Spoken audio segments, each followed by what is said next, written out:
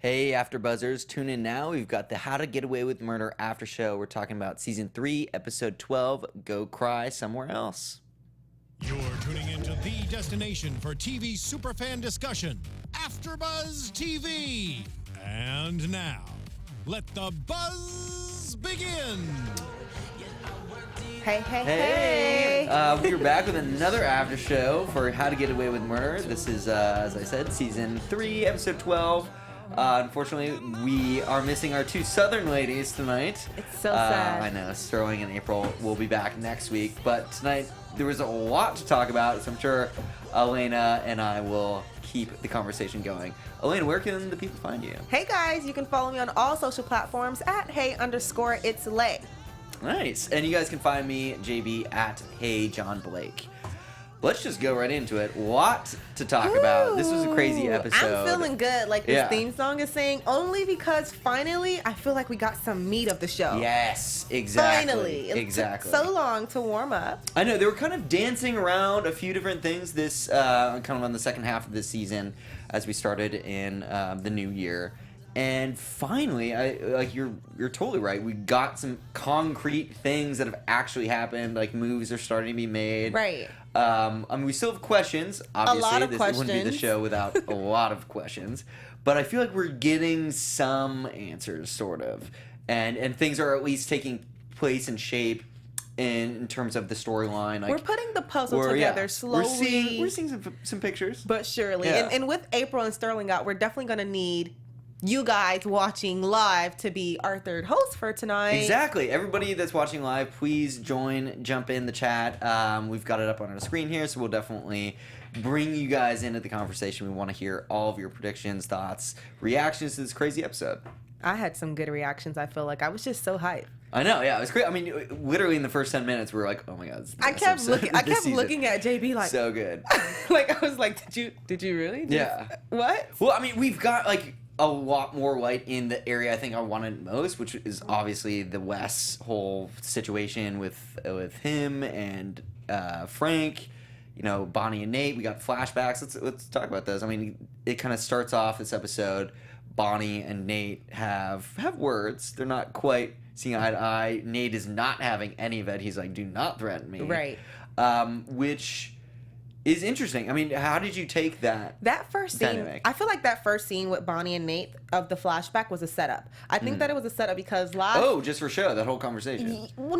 Maybe. Because last week I was so struck on maybe Bonnie did it because she was acting really guilty. Right. And then they opened up with Bonnie and Nate and she's like coming at Nate in a way that made her look even more guilty. Exactly. So for the whole the whole show, in my mind, I'm like, okay, Bonnie definitely has something that she's hiding, and it moved to a different flashback. Like the flashback scenes with Bonnie, period, just make her seem really, really guilty. And I want more from her. Like she always dances around everything she says. She's like, well, what do you think about this? Or you better not have done that. And then she'll look like, she has those puppy dog eyes where she's always like. Yeah. It's really weird, but yeah, she seems very guilty to me, at least in that first scene. Yes, I completely agree with you. I think that for me, that first scene solidified everything that the ending of last episode did, which was point Bonnie as like the number one suspect for everything. She was basically interrogating Nate and saying, almost threatening him to throw him under the bus if like he didn't do what she was asking. Which is kind of taking a classic card out of Annalise's book, because that's sort of her MO. And then immediately after, it was the flashback of her and Frank, and she's almost prompting Frank not to hurt Wes. So exactly, which is like a flip. I feel like I felt like her and Frank, they know something that we don't. They have to know something, because why would she be telling Frank not to hurt Wes? Right. I mean, I think she's definitely the point person of the house now that Annalise is in jail, and so I think that she's just trying to maintain safety for everybody and kind of keep things going. At the same time, she's definitely the one with the most motive to take out Wes if, he found out about the whole Rebecca thing, because she is obviously in direct conflict with that. The person who killed her. Yes. So she wants to keep that under wraps. And I'm sure, Wes is a very smart guy, so he probably did his due diligence. We see him make a phone call to like an emergency number and introduces himself as Christophe, which we have not seen. Like, my mind. That crazy. blew my mind. And it didn't give us anything else about it. know. So I'm just like, they always give us one piece of information and then try to like distract us with other dangling a things. carrot. I want to know who's in case of. At first, I thought that in case of emergency was possibly Annalise. Like I just knew that she was going to pick up the phone or her voicemail.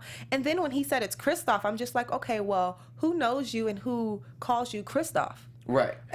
I can't. No one. I can't He's, think like, of anyone. And that's why it might be like a new character that we haven't really seen or something, because, you know, I was thinking it may have been Nate because, you know, he's had a previous sort of buddy thing with him, and, you know, they both care about Annalise.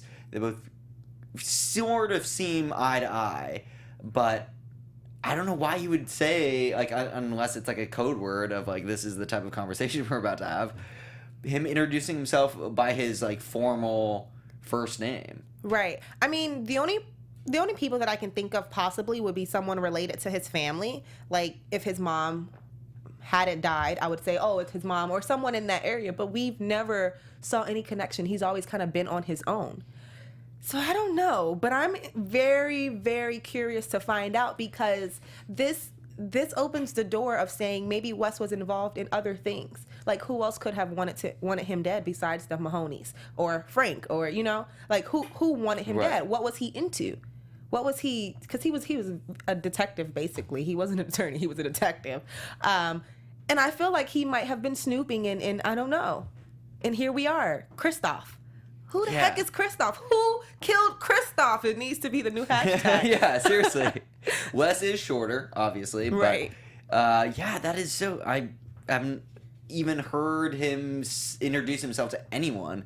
So, you know, again, fans out there, if you've seen like every episode multiple times, maybe he has sort of said Christophe or introduced himself that way in a previous episode, but I can't remember. Right. So, yeah, definitely. If you guys have any insight on who Christophe is, help me, because I'm just like... Well, yeah, I mean, Christophe is definitely Wes. Well, yeah. Yeah, but... But who he would be saying, I'm Christophe too. I don't know Christophe, though. I know Wes. Yes. I know do we Wes. all. I know his persona, Wes. I haven't met Christophe, I don't feel, unless he was a child. You understand? Like I feel like I just feel like sometimes people they show you two different sides. And I feel like the only side that we've ever been introduced to was Wes. Exactly. The only person I've heard really or I remember using Christophe is Annalise, and when she was like dying, and she, you know, whipped it out to just kind of throw him. Maybe he went, I can only assume, you know, off of the rails sort of, and did his own little detective thing to like find some people. As we know, he kind of got caught up over the summer in doing, but pretty crazy. We'd love to hear your guys' thoughts.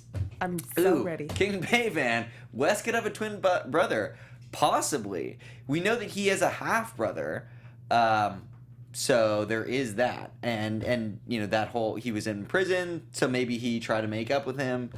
I don't know. I mean, I think that would be very interesting. I don't think he's like an identical twin, because I think in the flashbacks when his mom was being killed, would have been there, or we would have, unless she put one child up for adoption. I don't like that idea, because now like it's like a can of worms just opened in my brain. Right. The fact that he could possibly have an identical twin brother, because maybe Wes is still alive. Yeah, I mean it's a pretty out there idea. Again, anything can happen in the show, so who knows? But I think, I mean, not necessarily the twin brother theory, but just the half brother one, I think is kind of interesting, because that is family. Granted, they've never really hung out, or that we've seen. The Mahoney? The Mahoney, yeah. That he, like, sort of framed.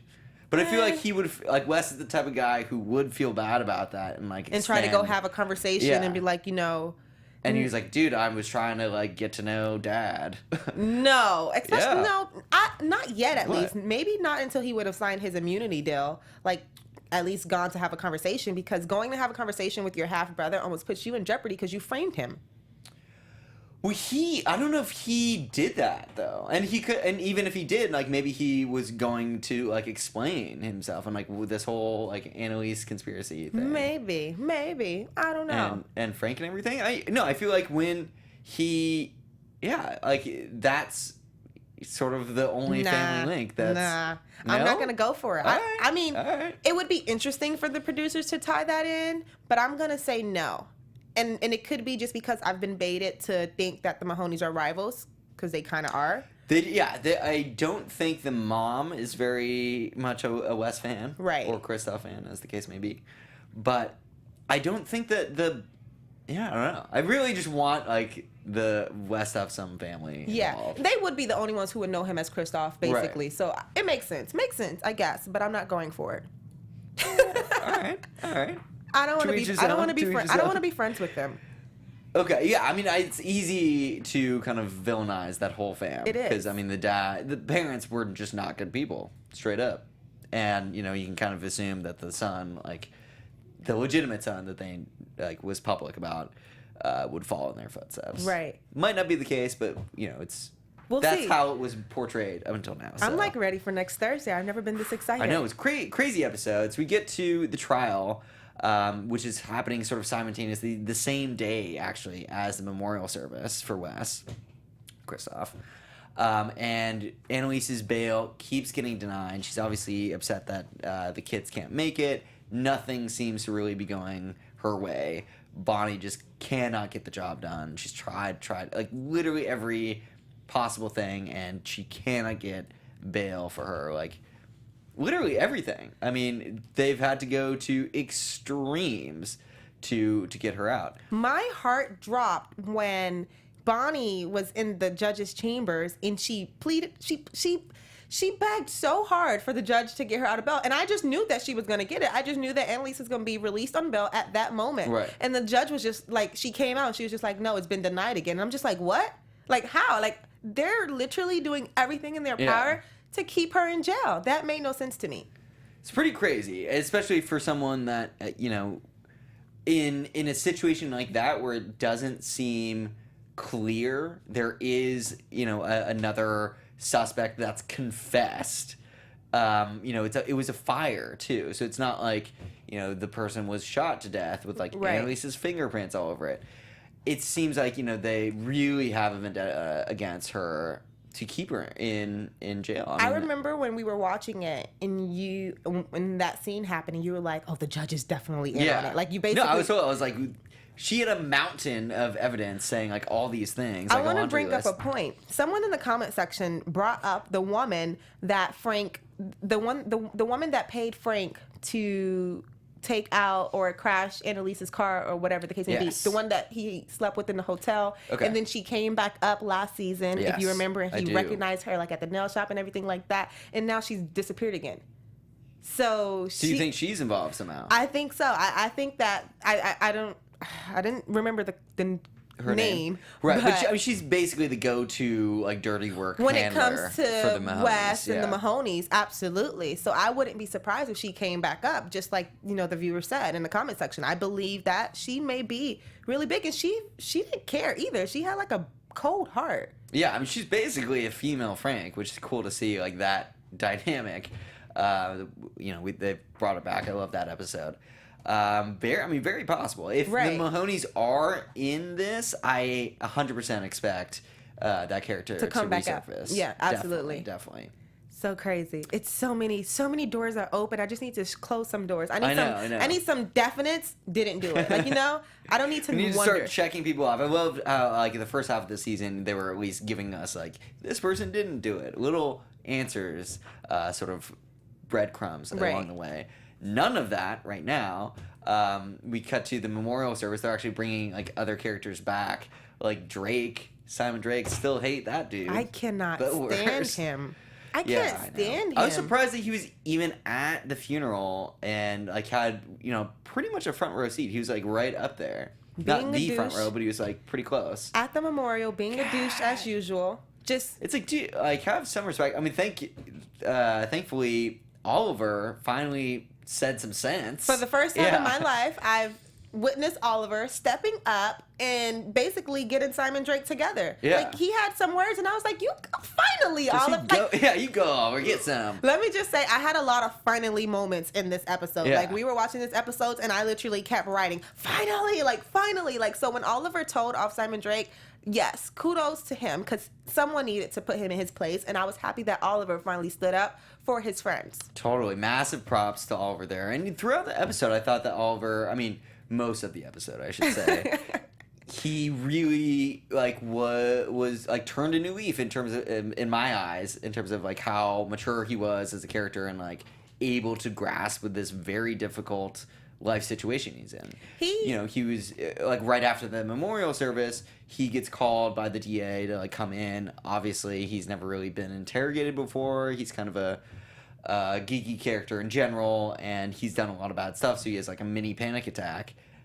Cut to later that day, like at 2 p.m. in the afternoon, he's got to go in there, and he completely prepped with the team.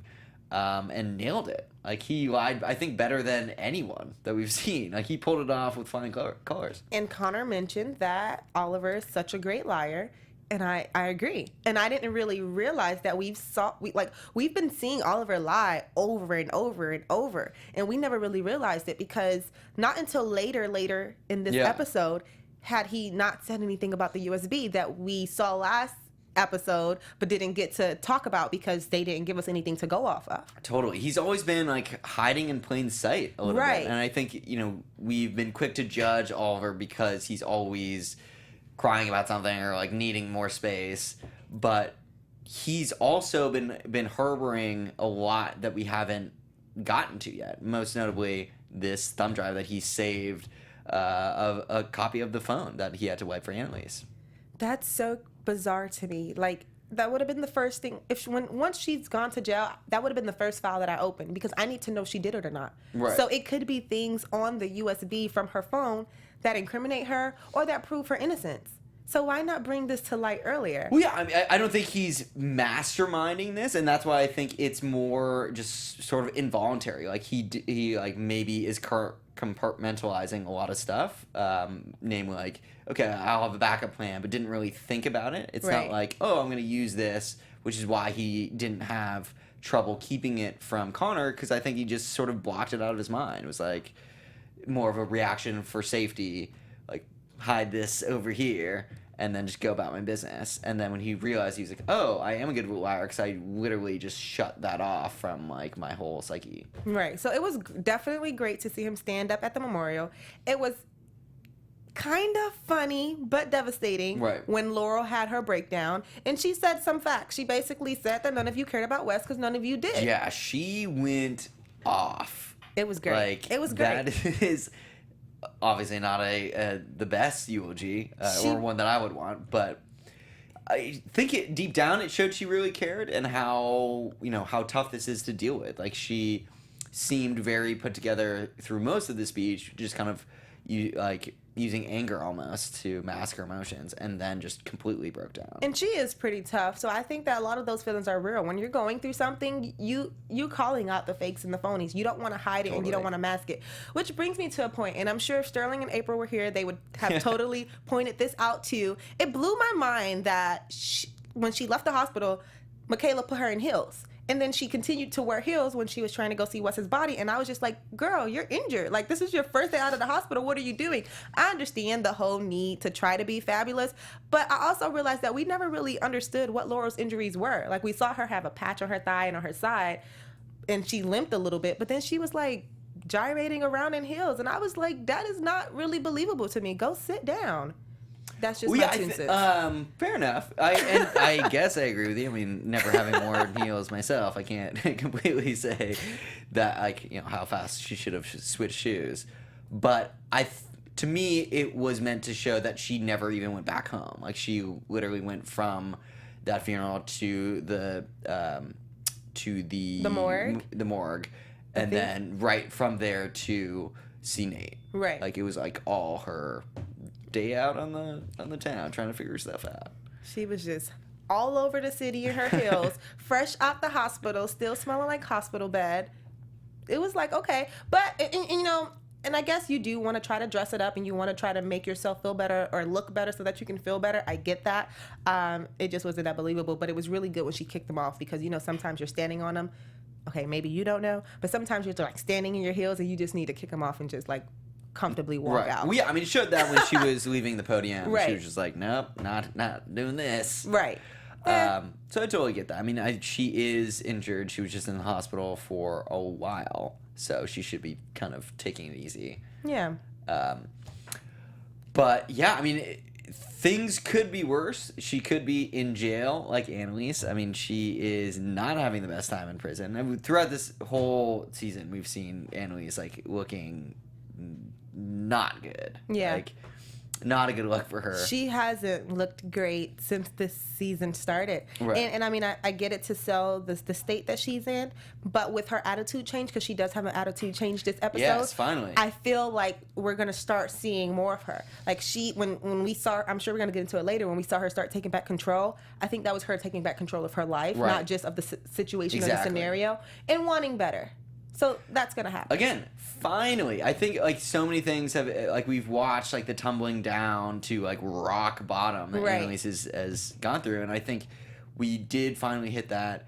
When she cut her hair off, pretty much, and that has like slowly started to come back up. We've seen her like she meets her parents again, has like sort of a closure moment with her. I guess she was molested as a child by her uncle, and definitely blamed her dad for not doing anything.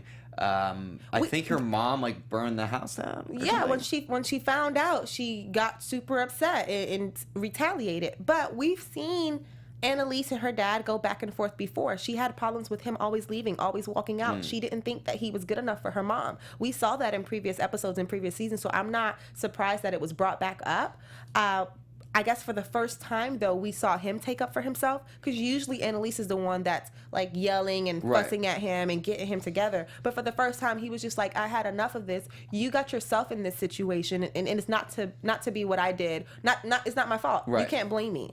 So No, that was absolutely, and I think he can feel bad, which he obviously does. Like no parent, I don't think, would want that for their child. But at the same time, was harsh love. But I think we were talking about this like right after we watched it. He was telling her what she needed to hear, and like she gained so much strength from that, like in her regular life. Obviously, like not from that moment, or she didn't gain strength from that moment until now, when he kind of made her realize that she needs to take ownership of this. She needs to take ownership of where she is right now, like the prison thing. Like, granted, bad stuff happens to everybody, Right. And he was kind of making that a point. Like you're not the only one in jail. Like, you're not the only one that's, like, stop feeling sorry for yourself. Figure, like, you are here. Like, that's done. Figure out a way to get out. Like, this is on you. Like, you can't always blame people for where you are in life or your problems or anything like that. Like, granted, things do happen that are out of your control, but it's kind of how you deal with it and how you pick yourself up. right. And Charlie in Charge basically says that Annalise's parents empowered her to get herself out of jail. And I definitely think so, especially the fact that she found out that her mom had dementia. Like, her parents gave me so much joy this episode because of just the hominess that they brought to it, the love that they have for their daughter. That was a lot. And then to have a parent who's battling something, and then you have daddy issues. Like, it was just so complex with just the three Yes. of them that it was refreshing. It was like, yes, like, this is what we needed. She needed to see her mom there crying at the jail. She needed to see her mom at the courthouse, because that fueled her fire to get back into, 100%. I mean, we got so much closure in such like a short amount of time. I was Right. amazed, because not only did she, have this whole renaissance of this episode that she suffered as a young child, and was able to pretty much move through that. Again, it's a process, but I think she has a much better handle on it now after that confrontation with her dad. And like, she is now out of jail, so I think she can move through that. But also this dementia thing with her mom, it's sort of the first time that we've realized that, and she is taking, I think, the best way forward. I don't think, at that point you can really, you can't like tell them. There's really no other like good way to move forward with that type of illness. It doesn't Right. like get that much better. I mean, you can obviously pursue life beyond dementia, but it is a like degenerative disease. Like, you can't, like, you stop remembering things. Like, things start to flow out as you get like older, and closer to the end of your life. Outside of the dementia, I feel like I may have been the only one to catch this. So in the comment section, please tell me if this made you laugh too. It was a moment when her parents first came to visit her at jail, and her mom calls her anime, which is hilarious to me because it's just so Southern and it's so old. Like modern day people don't have the name anime. But then she was telling Annalise how you haven't been eating, so she was like, you gotta eat anime, and I immediately thought of Eat the Cake anime, and it made me laugh, and I looked at you and you had like a straight face, and I was like, only I caught that. I had to have been the only one who caught that, and it was hilarious to me. Sorry, side note, I'm a little dorky like that. Totally. The inside jokes are there for, I'm sure, not just you. Right. But that's cool that they're kind of peppering in those types of things because the writing is so good and intricate, which is why the productions go for days. We can literally theorize everybody murdering. It's like a modern day Clue, pretty much. But yeah, it was really cool to see how at the end, with the mom, she really cared for her. And there, it was such like out of love that she realized that she couldn't really bring mom up to speed completely, and to just kind of put her at ease. And, it was such a tearjerker for me, like just them together. How emotional Annalise got when she saw her parents. How sensitive she became while communicating with her mom. And then even when she met with Bonnie, she was so she wasn't concerned about anything else. She said, "I just don't care. Help me with my mom." So that moment, it was just like it was genuine and it was sincere, and that to see that love shown and to see her still have to be able to tap into that, it was definitely like a tearjerker for me. It was like coming out a little bit. Right. Yeah, and I think again to your point about Annalise finally picking up the pieces and putting her life back together, I think that was sort of step two. I guess step one was getting out of prison, which she did with this angering her rude cellmate to beat her up. Was the final straw that broke the camel's back and got her bail finally. Obviously not the easiest way to do it, but it worked. But as soon as we saw her provoking her cellmate, we were like, she's planning something. Like she's always planning something. And yeah, and that was again, first time we get classic Annalise back. Right. That, you just see it in her eyes, the conviction in her voice just changed, and she just went after it. And I love that. I mean, bring it on. There was another joke that happened in my mind during the cell scene. Mind? Did it actually happen? Or what's gonna happen though is I'm not gonna say it out loud because I will feel so bad if I do. So I'm gonna make the people in the comment section, please, if you caught the joke between Annalise and her cellmate, the one that ended up punching her in the face, I want to know if you caught it, because at this point I'm just standing out here on my own about all the little... Was it a child molestation joke? It was something that I shouldn't have laughed at. Okay. But I kind of giggled. I was like... and then I caught myself and I was like, oh no, that's terrible. So I'm just going to save it. I'll reveal it at the end of the show because... All right, you better. You can't just tease us. I just feel really... I laughed at it and then I put a sad face. Yeah, just if it makes me feel better. Fair enough. Fair enough. But it was cool to see Annalise really, save the hurt for her mom. It was like, yeah, I'm out, even though she's not. She is gonna have trial in a few weeks, so we have that to look forward to, which is nice. Meanwhile, the kind of case is building that the body of Wes is gone, completely vanished. I saw that coming. You saw when this episode or before? Last episode. Really? When I saw the preview for this episode, yes. In my mind, I said to myself, it's not going to be Wes's body, or it's going to be gone, right? Because that's the only reaction that she would have received while going there. I couldn't think of anything else. It flashed in my mind, and I was like, okay, I'm just going to be patient and wait. Yeah, no, I totally am going to make a prediction right now about that. I think that the missing body was orchestrated by Bonnie. Do you? Yeah, I think it's she, made the second autopsy request. Right. She put that in, and part of her case was that it's so fishy that as soon as I make this request, that the body goes missing and all this stuff. But that's when we thought that she was going to get Annalise out on bail, and she didn't. She got denied. But yeah, I think she has been trying sort of every move in her playbook. I mean, not that is that type of thing, but I feel like it has Bonnie written all over it. I could believe it. I could absolutely believe if they were up to it, if they were up to something, and that could be why all of the other students kind of didn't have a big reaction to his body being gone. Right. Maybe they were in on it, and Laurel was the only one who didn't know. Maybe. Well, when Bonnie went to see Laurel and like made everybody leave, that was, I feel like, maybe planting some seeds to have Laurel kind of go on this trail. Right. To want to see Wes's body. Right. And even with that whole situation, I now want to know who's framing Nate too. I don't think that Nate had Wes's body moved as they showed us. So I don't someone think is so framing him as either. well. It's the jealous ex-girlfriend. Yeah. Atwood. It's crazy. I think, you know what? I'm going to have to go with Bonnie again. Gonna have to go with Bonnie again. I definitely do not think that Nate did it. Yeah, I don't think he moved the body. He's not that stupid, and he like wouldn't have just played dumb like that in the room when they're like, "Oh, we found out that who signed for the body."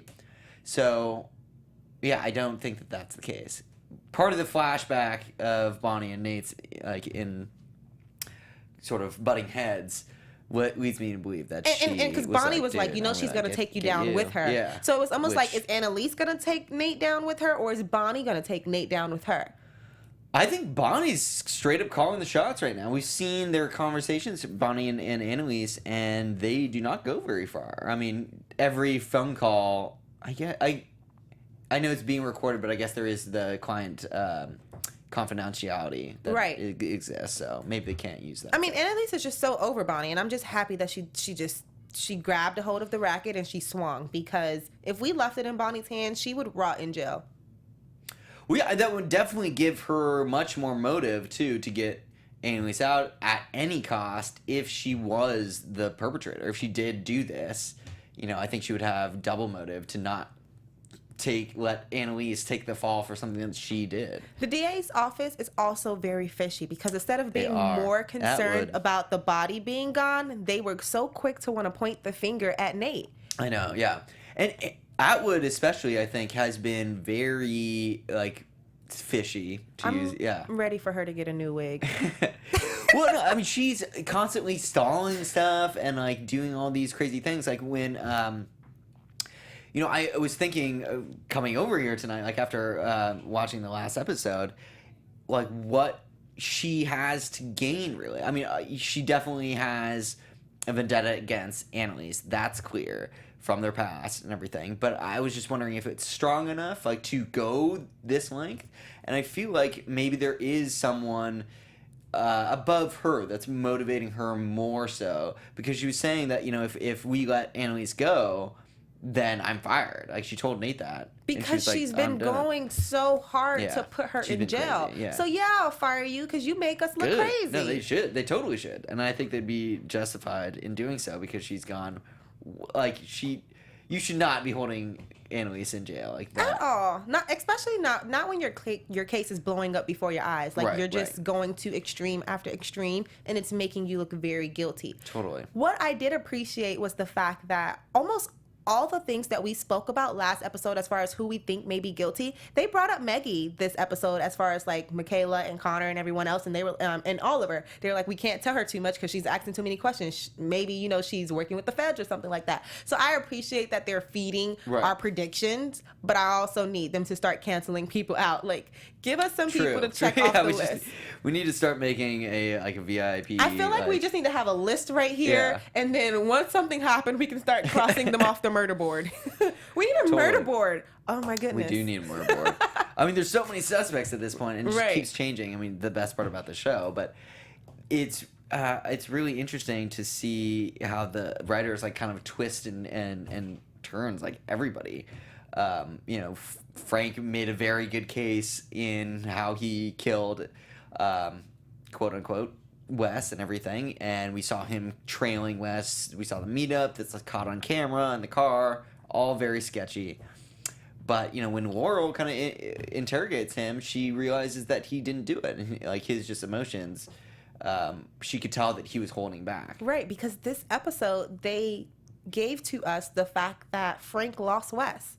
So we don't know if he actually trailed Wes the whole night. Did he ever, you know what I mean? Like right now we know that he was trailing Wes, but then he lost Wes because of the whole car stop, almost hit a person accident that happened. And then he called Bonnie and said, I can't find him. He turned down some alley, which is when Wes made that phone call. So we don't even know if Frank was able to continue trailing him for that night. That may have been the last that Frank saw him.